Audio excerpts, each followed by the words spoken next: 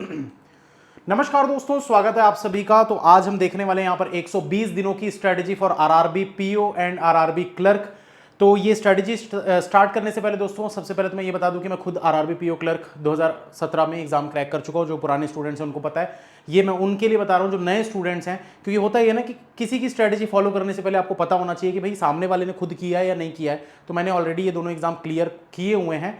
RRB PO में मैंने job की हुई है 7 महीने, और इसके साथ साथ मुझे 6 साल का टीचिंग एक्सपीरियंस भी है। तो इस स्ट्रेटजी को आप डेफिनेटली फॉलो कर सकते हैं। बहुत ज़बरदस्त स्ट्रेटजी है, खासकर आरआरबी पीओ के लिए और आरआरबी क्लर्क के लिए भी। मतलब सिर्फ आरआरबी एग्जाम्स की बात करो, बाकी आईबीपीएस वगैरह की स्ट्रेटजी मैं आप लोगों के लिए अलग से लेकर आऊंगा, क्योंकि उसमें थोड़ी सी डिफरेंट स्ट्रेटजी आपको फॉलो करनी पड़ेगी। आरआरबी पीओ क्लर्क में क्या फायदा होता है, ये सबसे ज्यादा फायदेमंद एग्जाम उनके लिए होता है जिनकी इंग्लिश वीक होती है। ठीक है, जिनकी इंग्लिश वीक है, तो आप अगर इस एग्जाम को फोकस करोगे, पहले अटेम्प्ट में निकलेगा, 101% गारंटीड है, अगर आप सही तरीके से पढ़ाई कर रहे हो तो। सही तरीका गलत तरीका क्या है, पूरी की पूरी स्ट्रेटजी में हम बात करने वाले हैं। सबसे इंपॉर्टेंट चीज दोस्तों यहां पर क्या होता है कि प्री क्वालिफाई करना थोड़ा सा मुश्किल हो जाता है, क्योंकि इसकी कट ऑफ जो है वो बहुत ज्यादा जाती है आरआरबी क्लर्क में। आरआरबी पीओ की अगर कट ऑफ की बात की जाए तो वो अप्रॉक्स 80 में से 60 के आसपास रहती है। 55, 60, 50, 52, 46, 48, अलग अलग स्टेट की अलग अलग वैकेंसीज के हिसाब से ये कट ऑफ जो है वो वेरी करती है। मेरे स्टेट की जो उस समय 2017 में गई थी, तो वो 80 में से अप्रॉक्स गई थी 47.5, ये कट ऑफ गई थी, और मेरे मार्क्स जो थे वो थे 62.5।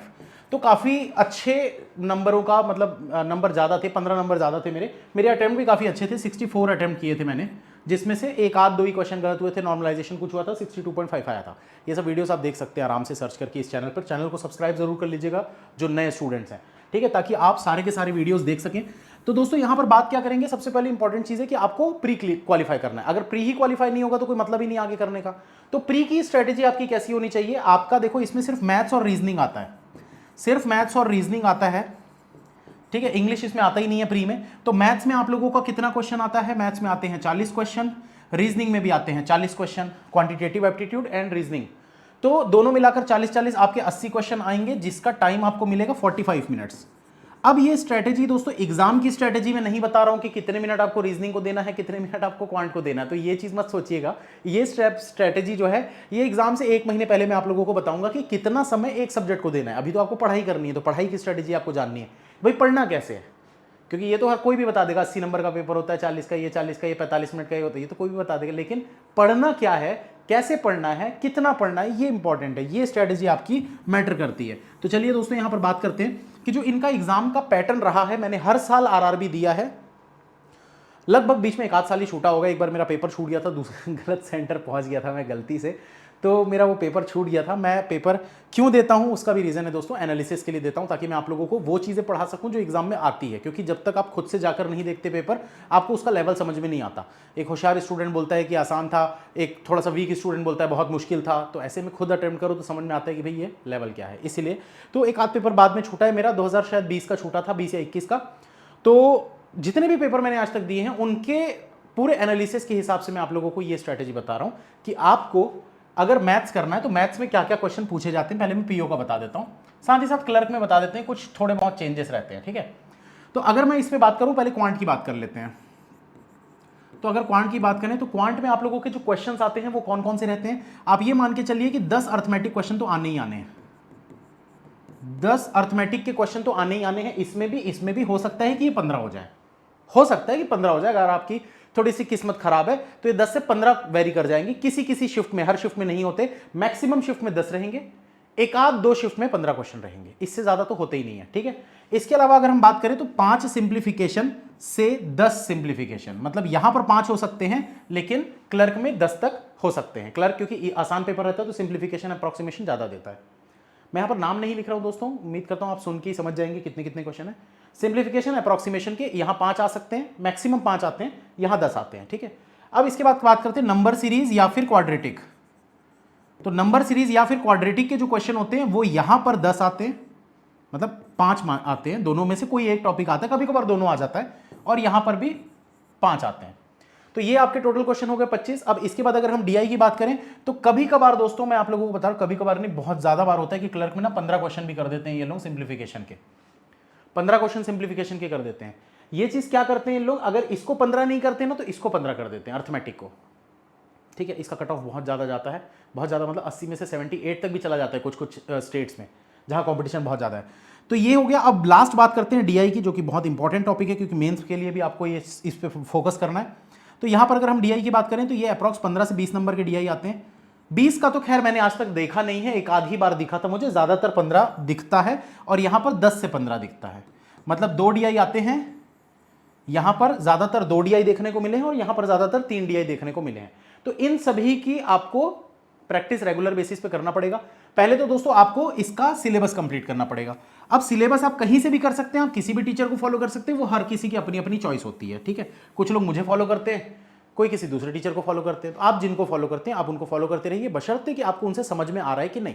अगर आपको उनसे समझ में नहीं आ रहा है तो डेफिनेटली आपको फिर टीचर चेंज करके देखना चाहिए कि शायद कोई दूसरा टीचर उनसे अच्छा पढ़ा रहा हो, जो आपको एक बार में एकदम चुटकियों में समझ में आ जाए। तो ये चीज आपको देखनी चाहिए, ठीक है।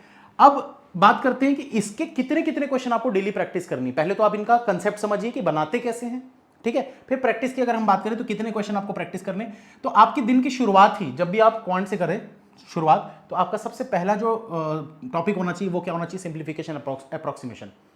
बहुत से लोग ये गलती करते हैं कि वो क्या है, जब दिन की शुरुआत करते हैं तो पजल बनाने लग जाते हैं। भाई पजल में दिमाग बहुत ज़्यादा लगता है, दिमाग आपका प्रोसेस करने लगता है, तब पजल आपके सॉल्व होते हैं, क्योंकि दिमाग वाला काम है उसमें बहुत ज़्यादा। डीआई बनाते हैं, डीआई भी बहुत ज़्यादा दिमाग वाला काम है। आपको अगर स्पीड बढ़ानी है ना कैलकुलेशन की, तो आपको दिमाग वाला काम नहीं करना है, आपको कैलकुलेशन वाला दिमाग, मतलब कैलकुलेशन वाला जो माइंड सेट है वो बनाना है। तो वो चीज़ के लिए आपको अपनी शुरुआत जो है वो सिंप्लीफिकेशन अप्रॉक्सीमेशन से करनी चाहिए। जैसे बोलते हैं ना कि जिम जाते हैं तो थोड़ा सा वार्म अप एक्सरसाइज करना ज़रूरी होता है, उसके बाद फिर आप हाई लेवल की एक्सरसाइज कर सकते हो। ऐसे ही सेम चीज़ इसमें भी है कि आप पहले सिंप्लीफिकेशन अप्रॉक्सीमेशन के अप्रॉक्स 25 से 30 क्वेश्चन सॉल्व कर लीजिए, ठीक है। कहां से कर सकते हैं दोस्तों, तो इसके बहुत सारे सोर्सेस हैं। आप टारगेट बैच चाहें टारगेट बैच ले सकते हैं, वहां पर आपको इसके बहुत सारे क्वेश्चन मिल जाएंगे। सिर्फ इसी के नहीं, हर टॉपिक के हजार क्वेश्चंस वहां पर अवेलेबल हैं और हर दिन नई नई पीडीएफ भी अपलोड होती रहती है। अप्रॉक्स 2 लाख से ज़्यादा क्वेश्चन वहां पर मौजूद हैं। डिस्काउंट भी चल रहा है, AL30 या AL10 दोनों लगा के देख लीजिएगा, 30% का डिस्काउंट चल रहा है, 30% का, ठीक है। तो वहां पर आपको बहुत सारी पीडीएफ मिल जाएगी प्रैक्टिस करने के लिए, अनलिमिटेड प्रैक्टिस। तो आपको खोजना नहीं पड़ेगा कहाँ से प्रैक्टिस करें, ठीक है। तो 25 से 30 सिंप्लीफिकेशन अप्रॉक्सीमेशन आप कर लीजिए।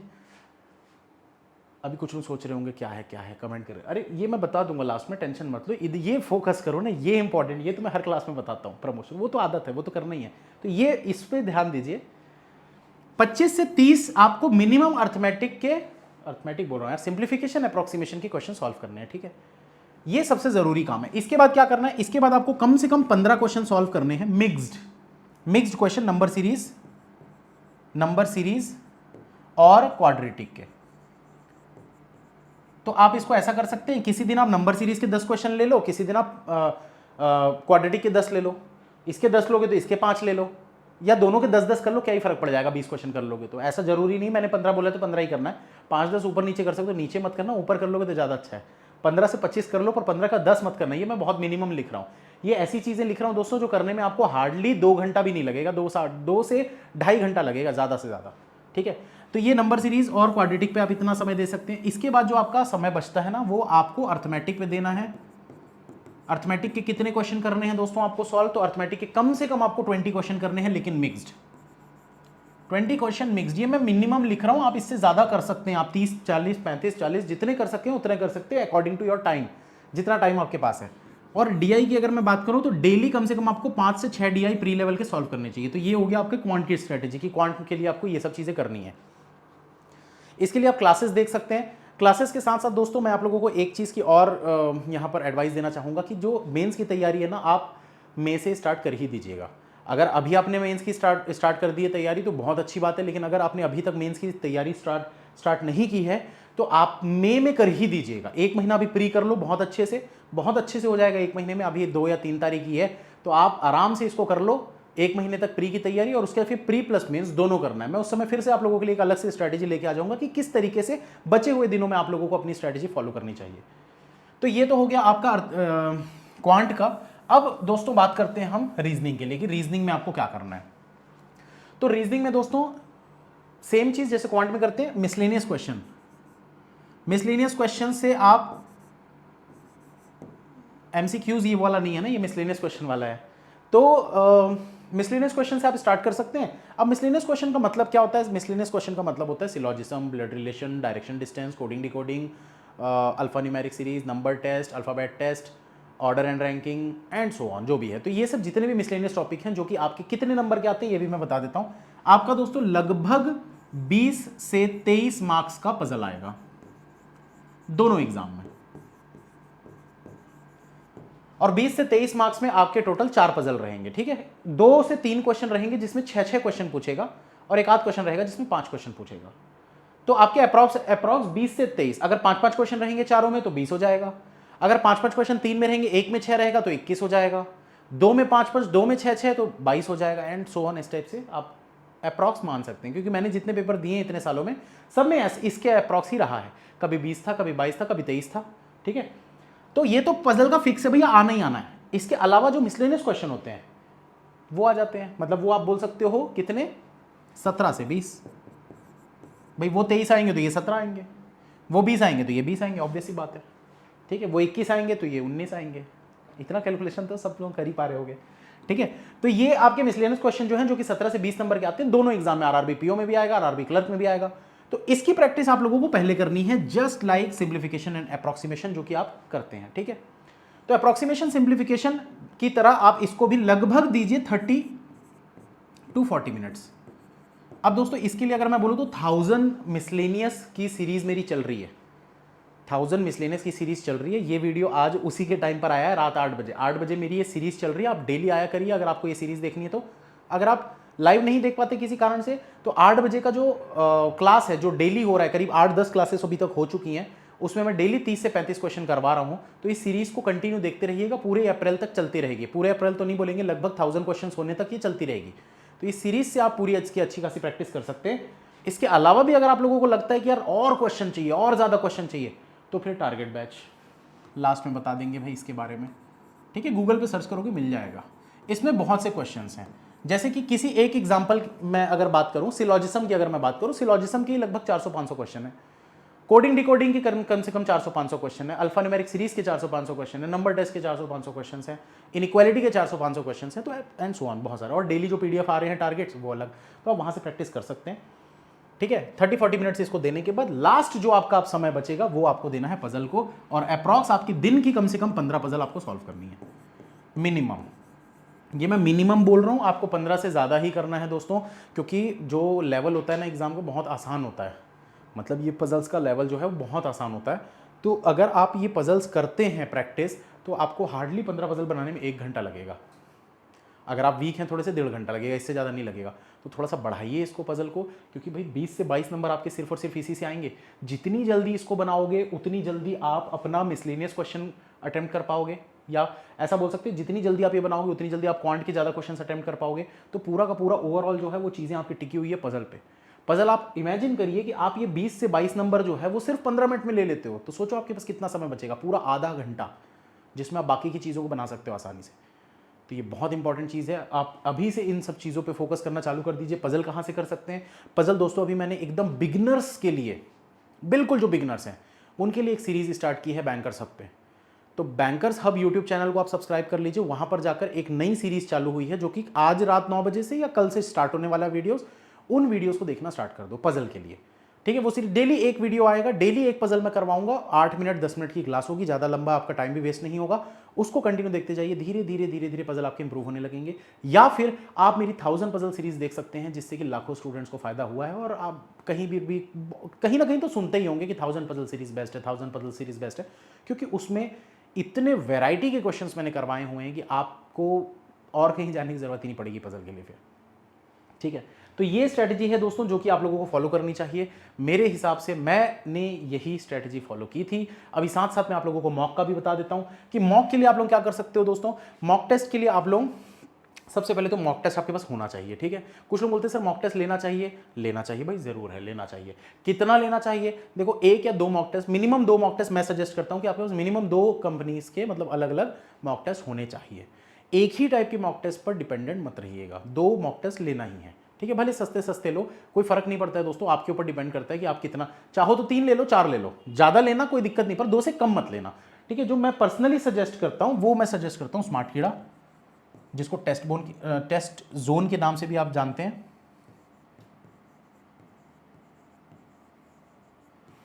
ठीक है। इसके अलावा आप प्रैक्टिस मॉक के मॉक ले सकते हैं।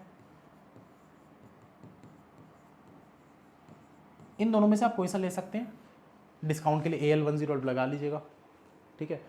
और भी किसी का अच्छा है यार, ऑलिव बोर्ड, आप ऑलिव बोर्ड के ले सकते हैं, आप अड्डा के ले सकते हैं, आप ग्रेडअप के ले सकते हैं, बहुत सारे। फिर तो यार मतलब क्या ही बोले, सारी टेस्ट सीरीज अच्छी है। मेरी पर्सनली रिकमेंडेशन, मैं ये रिकमेंड कर रहा हूँ, लेकिन मैं तो ये ज़्यादातर ये रिकमेंड करता हूँ। ठीक है। बट चॉइसेस हैं सबकी अलग अलग रहती हैं। आप कोई बोलता है सर ये नहीं ले सकते, तो ले सकते हो भाई, सब अच्छा है, कोई ऐसा बुरा वाली बात नहीं है। हर किसी की अपनी अपनी चॉइस होती है। किसी को क्या बोलते हैं, थम्स अप पसंद है, तो किसी को पेप्सी पसंद है, किसी को स्प्राइट पसंद है। मुझे स्प्राइट बिल्कुल नहीं पसंद है। तो बस वही बात है कि हर किसी की चॉइस अलग अलग होती है। इस स्ट्रैटेजी को फॉलो करिएगा दोस्तों, जो मैंने बताया है, मैं गारंटी दे रहा हूँ। ये स्ट्रैटेजी फॉलो करके मैंने अपना एग्ज़ाम जो है ना फर्स्ट अटैम्प्ट में क्लियर किया था। पहले ही अटैम्प्ट में मेरे प्री में 80 में से मैंने 64 अटैम्प्ट किए थे और 62.50 मेरे मार्क्स आए थे। तो ये भी वाला प्री मेरा निकल गया था। साथ ही साथ मेरा क्लैरिकल का भी प्री निकला था, मेंस भी दोनों के निकले थे। मैंने पीओ में ज्वाइनिंग ली थी। तो ये चीज़ को आप करिए, बहुत ज़्यादा फ़ायदेमंद ये है स्ट्रैटेजी। अगर इससे फ़ायदा ना मिले तो कहना, तब कह ही देंगे लोग, तो यार उसमें बोलने की ज़रूरत क्या है, वो तो कह ही देंगे आके। तो बस ऑल द बेस्ट आप सभी को। और जाने से पहले जो मैंने बोला था लास्ट में बताएंगे। तो दोस्तों जैसा कि मैंने बताया, थोड़ा सा प्रमोशन तो बनता है यार, इतना बोले हैं तो दोनों में से आप कोई सी भी टेस्ट सीरीज़ ले लीजिए, AL10 लगा लीजिए, डिस्काउंट मिल जाएगा। टारगेट बैच एक ऐसा प्लेटफॉर्म है जहां पर अनलिमिटेड PDFs अपलोड है। 3000 से ज़्यादा PDF अपलोड है। हर PDF में 50-60 पेज की फाइल है, किसी किसी में 100-100 पेज की भी फाइल्स हैं। तो ऐसे इतने सारे PDF से आपको कहीं भी भटकने की ज़रूरत नहीं पड़ेगी, सब कुछ आपको वहाँ पर मिल जाएगा। और इसकी खास बात ये भी है दोस्तों कि इसमें जैसे कोई चीज़ की कमी है ना, जैसे अभी परसों की मैं बात बता रहा हूँ, किसी एक स्टूडेंट ने कहा कि सर आपके टारगेट बैच में पजल्स का जो लेवल है वो SBI PO का नहीं हमको मिल रहा है। तो बस कल अपलोड होने वाला है, अप्रॉक्स 100 पजल्स अपलोड हो रहे हैं, बिल्कुल SBI PO और IBPS PO लेवल के। तो मेन चीज़ ये खास बात है कि आप यहाँ पर कोई भी चीज़ अगर आपको कमी लगती है ना, सर नंबर सीरीज और थोड़े से डलवा दीजिए। 750 ऑलरेडी हैं सर, 750 तो मैंने बना लिए 7-8 दिन में, मुझे और चाहिए, और डलवा दीजिए। तो मैं 200-250 और उसमें कोशिश करूँगा, हालांकि इतनी ज़रूरत नहीं पड़ेगी दोस्तों, 750 नंबर सीरीज़ बहुत होता है। तो ये खास बात है टारगेट बैच की। और अभी डिस्काउंट भी चल रहा है, AL10 कोड लगा लीजिएगा, आपको 30% का डिस्काउंट मिल जाएगा। ठीक है।